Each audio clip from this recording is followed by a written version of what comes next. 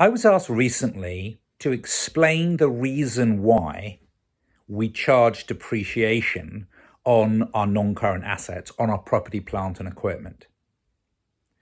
Now, there's a common fallacy that charging depreciation is somehow to do with a fall in the value of the asset.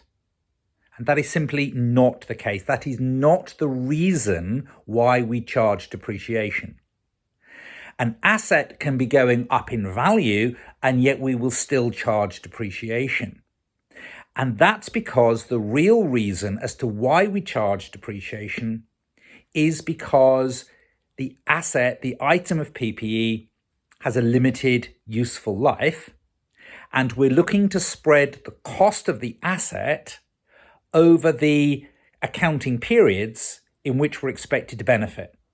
So in very simple terms, if we buy an asset for 10,000 and it has a life of 10 years, we think, and at the end of that life, it's going to be scrapped, the asset is going to benefit the P&L. The asset is going to be used for 10 years. And if we want to match the cost of buying the asset with the benefits that it's using, we charge depreciation of 1,000 a year, 1,1,1,1,1, which means after 3 years, the carrying value of the asset will be 7.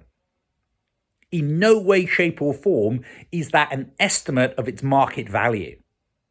The carrying value, the net book value, is simply the original cost, which we've yet to allocate to an accounting period as an expense. Sometimes people say to me that the purpose of depreciation is to save up cash to buy another asset. And I say that's rubbish as well. The double entry for depreciation, debit the P&L, debit the expense, reduce profit, debit the P&L, credit the asset, credit provision for depreciation, reducing the asset. There's no money changing hands. We are not saving up cash to buy a replacement asset. We're reducing profit, and I suppose to that extent there may be a reduction in the level of dividends paid. But depreciation is clearly a non-cash expense. So when you go on to cash flow and you do a reconciliation of the profit to the cash, we add the depreciation back. So to recap, the reason we charge depreciation is to systematically allocate the cost of the asset over its useful life. You are matching the cost of the asset over the accounting periods expected to benefit.